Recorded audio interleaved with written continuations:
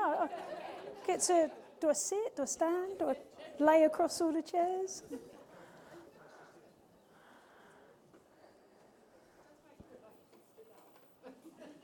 Well, I kind of have been. Right, good afternoon, everybody.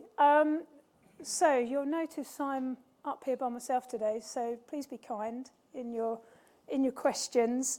Patrick was going to join me today from Limos, but Patrick is sunning himself in France at the moment, but you'll be glad to know we're very much aligned and on our messaging, so I will cover both CCT and all customer testing within it, okay? I need a clicker. So in the main session, Chris covered really a general update of where we are in testing. The fact that we're a few weeks behind now, the issues that we've experienced, both on complexities around onboarding, but also the DRI submission channel, the front door to our services.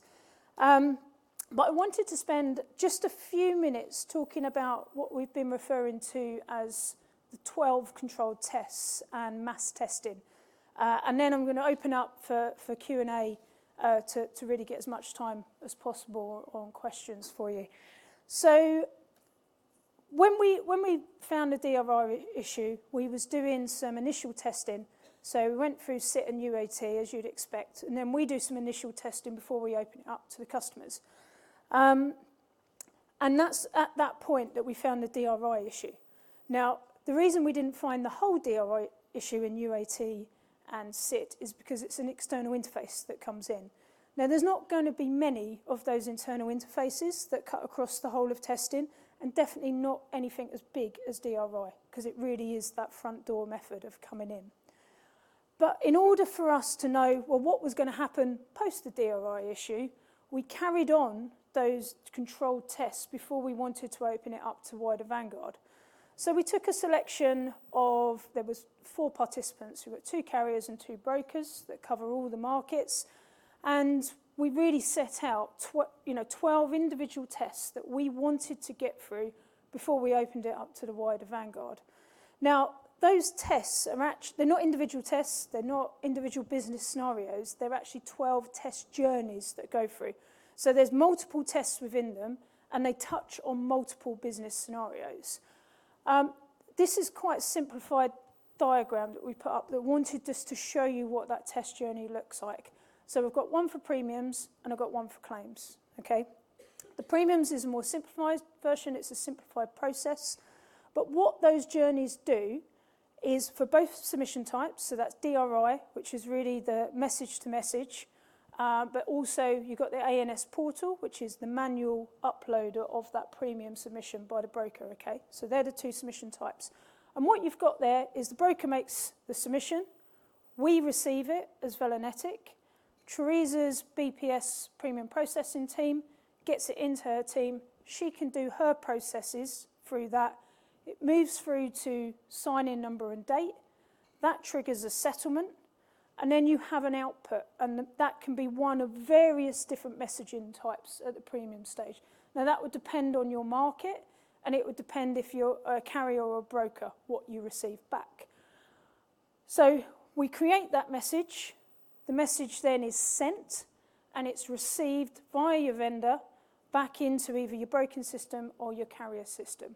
Okay? Then the final point of that test journey is the validation of that message. Now, if we can get to that point on all 3 markets, so ILU, Lerma, and Lloyd's, and both submission types for premiums, we've got a working premium platform, okay? That's all the way from you get it in to get it out, and it's what you expect it to be when it comes back out. There is lots and lots of different permutations of that affect different currencies, that affect different work types, and that is dependent on obviously the volume that then will come through after. But this is your base level, that it's a working platform, okay, with working messages that are consumable. In terms of claims, I'd mentioned it's a little bit more complex. You have a different process for your different company types within there. That's your main difference. And there's different messaging types, and there's more messaging types that come out of the claims process as well. Your main variance is the broker makes a submission. Again, you've got the two different message types, submission types. So you have LIMCLIM, which connects to DRI, and then you have your claims portal, which is your more manual submission type. That, if it's Lloyd's, Eva will go into the carrier response section, and then if it's Lloyd's, we'll go into Teresa's world again for technical processing. That doesn't happen for the company market. That only happens for the Lloyd's market. But then, again, you have a takedown number created. That's your signing number and date equivalent for premiums. And then that triggers your messaging process again. So it's the creation of the message, it's the sending of the message, receipt of the message, and then validation of that message. So within that process, there's various different individual tests and there's various different business scenarios that it touches. Time you multiply them both up, you come to your 12 controlled tests. Okay. Now, feedback so far from these controlled tests we've been doing is the group that are doing them like them. They like doing it in this controlled method. It allows us to work really closely with the participants doing the submissions, and it allows us to resolve issues really quickly as well, because it's point fixes that we can do as we move along. So it's implementing small bits of functionality, working closely together, understanding how the process works, fixing, and then going back into the cycles. In terms of progress, you've heard this a few times, we're not quite where we want to be, but we're close. Okay, we really are close on these processes at the moment. Premium, we've gone all the way through, messages have been created, they've been submitted, we've just got a couple of issues on validation there. So the content of the message doesn't read quite what we'd expect it to read.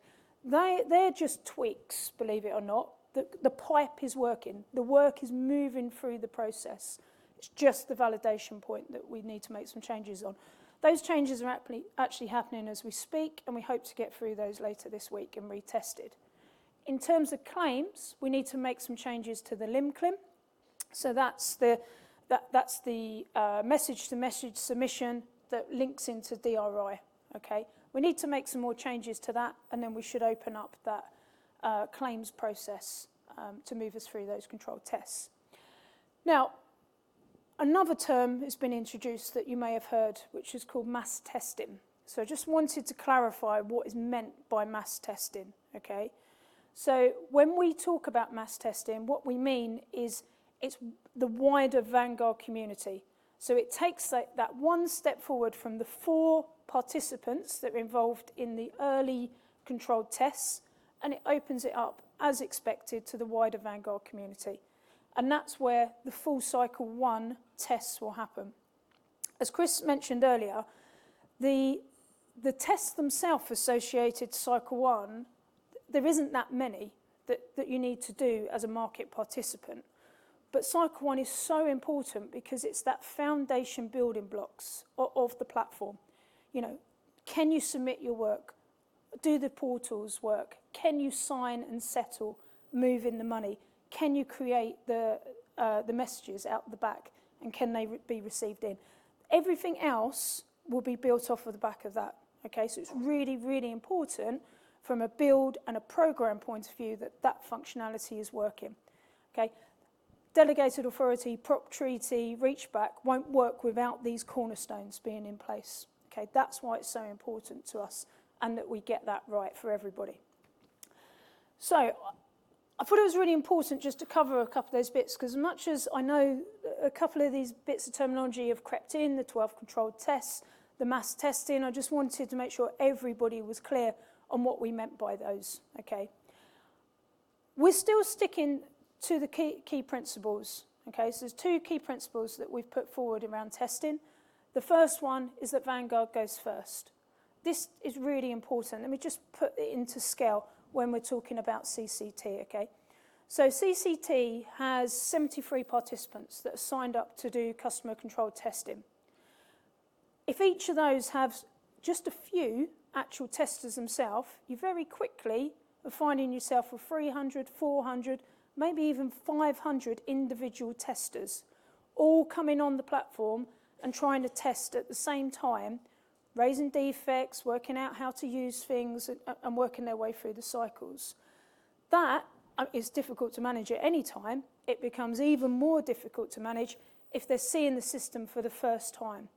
Okay, so if we haven't gone through that initial testing with Vanguard to make sure we've got a cleaner set of code as we possibly can before we hand it over. That's why it's so important the Vanguard goes first. So we have some control testing, we move into Vanguard testing, and as we get more confident in the build and the quality of the code, then we open it up wider. That becomes the wider testing stream in CCT. Okay. So CCT was due to start today. What we have said is there's 3 sets of criteria that we need to meet as a program for CCT to start. And I'm just going to reiterate what those are. So the first one is that Vanguard does the testing of the cycle before it's released to CCT. The second one is the right number of people are onboarded successfully to the platform.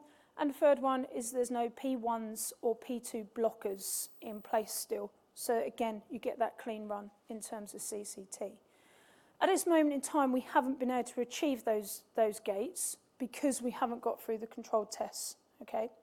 But when we get through the controlled tests and then do the wider Cycle 1 testing, that will give us a path to the wider CCT testing. What we have agreed with the testing Steerco and with Limos is that we will give you, if you're involved in CCT, we will give you a minimum of 2 weeks' notice before that happens, okay? We're very aware people are ready, people are eager and keen, and you know we're very appreciative of that, but you've also got your test teams kind of stood up and stood down and ready to stand them up again. We know how difficult it is to manage that resource, we really do. We're managing resource ourselves and we get the impact that's having on everyone. So we will give you a minimum of 2 weeks' notice via Limos before we start any CCT.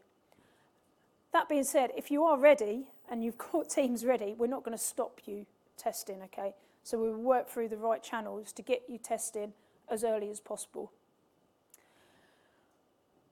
Right, that's all I really wanted to outline this afternoon, and really just wanted to give you as long as opportunity. We've got around about 18 minutes to open it up for Q&A. So there's some people with some mics around the room, I believe. So if you've got a question, please raise your hand and I'll help where I can.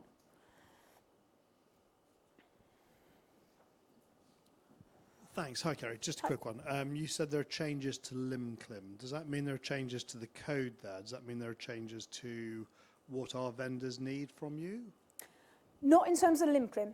There's not changes from what the vendors need. So Bob alluded to this earlier. We're looking at systems that are very, very old, that were designed and created either without people writing everything down, or that's been lost, or people have moved on in whatever way. We've recreated that LimClim to mirror as it is today, but then when it actually we have received from a customer, there was a few small amendments that were needed. So they're minor amendments. They're things like the number of digits that we can accept within a code. We have a broker, I'm going to get this around the wrong way, but for context, a broker needs 6, a carrier needs 7. It might be the other way around. And we need to make sure that's correct so that it can validate back in the systems correctly. So they're small changes, tweaks, as we'd call it, not fundamental code issues, but the changes that we need to make to that LimClim that are happening today. Are there any changes that vendors are going to get, or is everything that vendors get in terms of their spec now, is that all finished, done and dusted? No. So this morning, Alvaro ran a session with the vendors, specific to the vendors, which a large section of it was focused on the EDI folder structures. So we released, as part of the connectivity guide back in February, what the new folder structures need to look like. We've had feedback from the vendors that more work is needed from them in order to align to that folder structure. And for some vendors, it's more complex than others to do that piece of work. So what we've done, and this, to be clear, it's not a defect, but what we've agreed is we would take a more simplified approach to EDI folder structures That piece of work will come out. We're consulting with the vendors at the moment because it can only be one standard. We can't do something bespoke for each vendor. So we're working with the vendors on what that will look like, and then there will still need to be some configuration. Not from all vendors, because not all vendors consume the message in that way, but some vendors will need to make more configuration changes. Okay, I'm not going to dive too technical into it because I will lose my way. So, okay.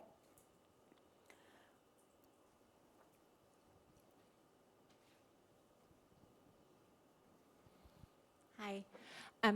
A question about the cutover from one of your colleagues earlier. She said that that there won't be any stop for claim submissions through the period, but will there be a stopped processing through the period?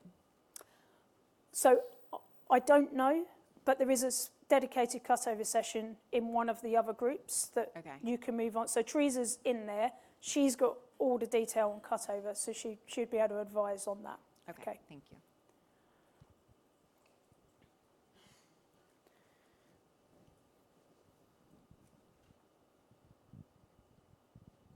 Hi, Kerry. I thought you did well on Friday morning, by the way.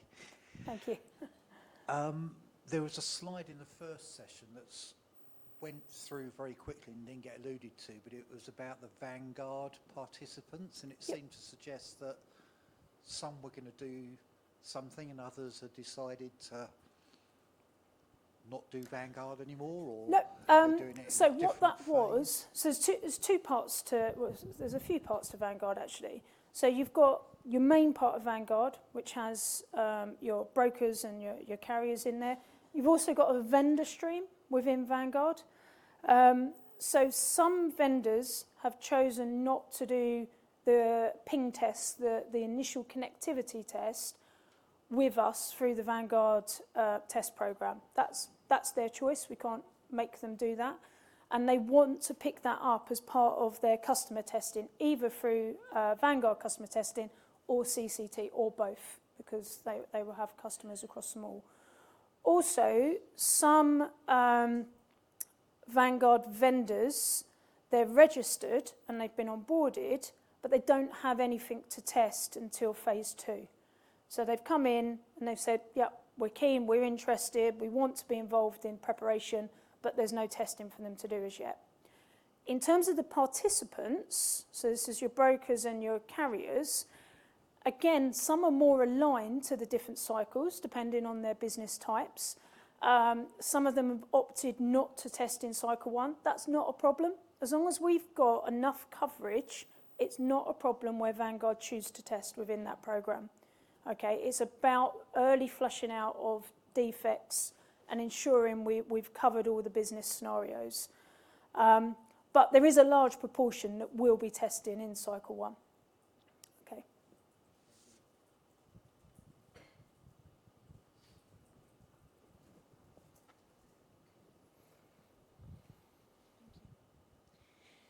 I'm Nikki from Brit Insurance. I'm just wondering, with the change to the date, how is enhanced testing impacted? Yeah, so with the changes of the date, and we're not announcing a date as yet, so we're working to a milestone plan as discussed. There will be a change to the start of enhanced testing as well, because it will need to align to the cycles.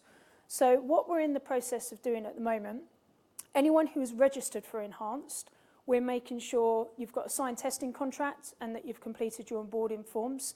If you already sit in CCT, then you should have been onboarded or being onboarded as part of that process. So if there's any delta, we're looking at not waiting but getting those signed and starting to onboard you at this moment in time. Then the next step is we will talk to you about your individual requirements. So as a reminder, enhanced testing is very much, if you are not looking to get your testing out of Vanguard or CCT, you could have gone into the enhanced and pretty much tested what you wanted to test, but it's a commercial work stream, okay? Within that, we would discuss with you what you want to test, and then we align the right resource. We pair you and help pair you with broker carrier, for example. But we'll also align you to the right cycle and the right test date. Because if you want to test prop treaty, and only prop treaty, then we'll give you a date that you can start testing that aligns to that. There's no point coming in and testing in cycle 1 because the functionality isn't there. We also work with you, do you want to do some early testing in cycle 1, or do you want to do it all back-ended? So it's very flexible, the approach on it. So it sounds like it's going to be dependent on your new milestone plan that comes out. It will be very dependent on a new milestone plan. It will be dependent on your individual requirements for that as well. And it will obviously be dependent on your onboarding and your contract status. Okay, thank you. And sorry, just one more question. That's fine. Do you know when we'll get that milestone plan? So we're looking, it's probably going to be a couple of weeks before we firm that up, because we're finalising at the moment, and then there's, as you would expect, there's some quite extensive governance that has to sit around everything. So when it's been through the governance, then it will come out and we would distribute it, okay. We're also looking, well, I'm looking to provide a much more detailed approach to testing to all the participants. So we're currently doing that via Limos, but to everybody, so they can see exactly. Previously, the cycles were at quite a rolled up higher level. We're looking at how we can drop that down into the individual 143 actual business scenarios that will help you plan accordingly as well. Okay. All right, got the microphone. Terry Calthorpe from Gallagher Re. Just, I guess the assumption at the moment is that phase 2 will likely have an impact to the postponement of phase 1. Is that fair to say? I think that's fair to say. There's certain prerequisites to phase 2. One of them is that we needed to have 2 clear quarters after the delivery of after cutover.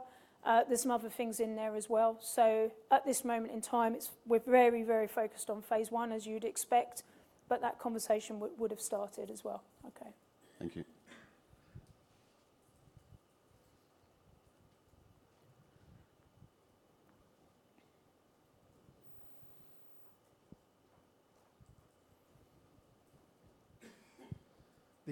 The testing was due to start mid-May and go to early September, so about 3.5 months. Yep. With the sort of replanning, do you expect it to still be over the same time frame or short, or is that still TBC? So what we're looking to do is chunk up the cycles, potentially create more cycles. So we're releasing smaller increments for you to test against. Also, to get as much through Vanguard as possible before we hand it over to wider testing. And then and one last thing, by bringing in the different messaging types aligned to this functionality in the cycles, would allow you to test end-to-end earlier to save you doing any retests, okay? So we're doing whatever we can to make it meaningful testing as early as possible, but trying to prevent you from doing any retesting, which means we can keep to a similar timeline. But we're not being driven by the timeline. We're going to drive it through what are the requirements of the market and what are the requirements of us to prove that we've got a platform that works. Okay. Hi, Kerry. Claire Janaway Talbot. Test scripts under CCT. So Yep. we won't be given test scripts and we have to create our own. But that allows inconsistencies across markets on their testing. Is there a way that you guys are looking at maybe providing those test scripts so that we do have more consistency across the market with our testing? Now, I don't want to answer on behalf of Limos. I was under the impression they were providing you test scripts. So they're doing test scenarios and then you're aligning to it. Okay, let me pick that up with Patrick and we'll have a conversation about it. I can't commit on their behalf, but let's look at it. Okay. Thank you. Okay.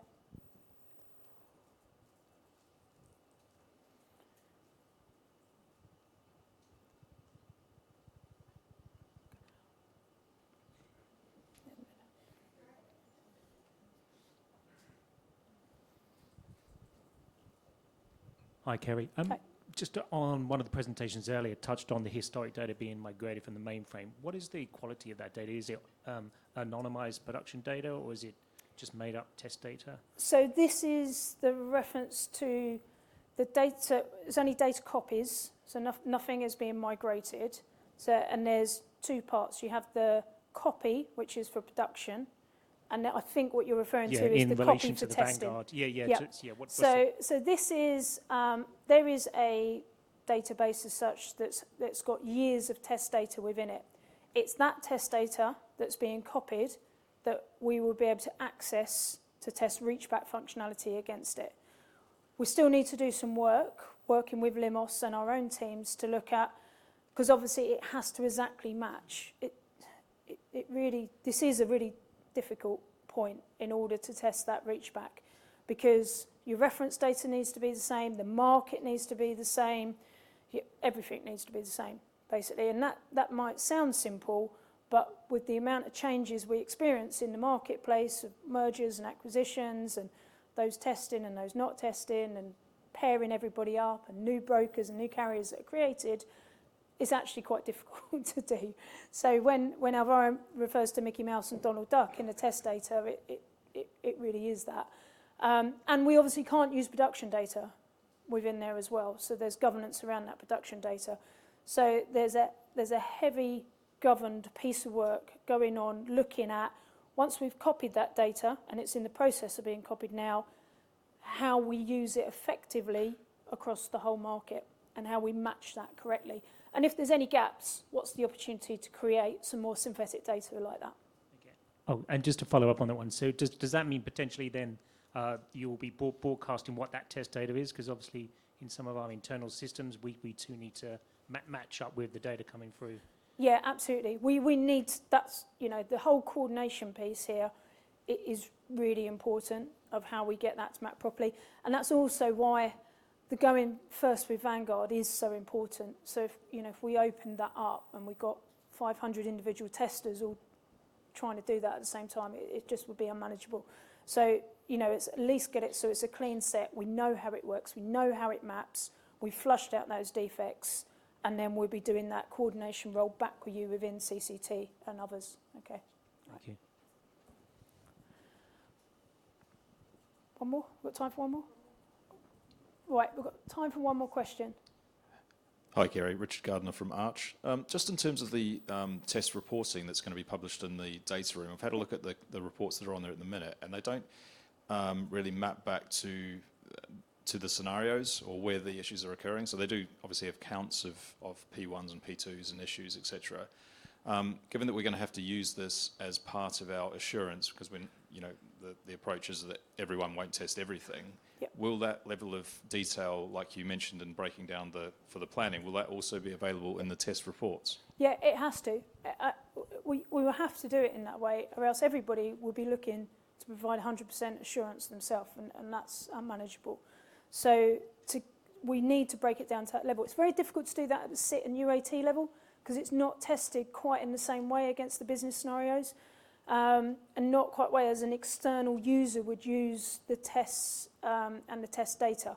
So what you're seeing at the moment is system integration, it's internal user acceptance testing, and then when we move through into that customer lens, then we need to break it down more into those test journeys and the business scenarios so that it's more meaningful for you. Okay. Thank you. Yes, because I think we will need to map back to our scenarios that we can't test to Yes. the evidence that's available. So I think it's critical for that to be there. Thank you. Absolutely. Right. Thank you, everybody. I think the next sessions are in the other rooms, depending on what's on your badges at the moment. Obviously, if you've got any more questions that come up after this, then please feel free to contact us through the normal methods. Okay, but thank you very much.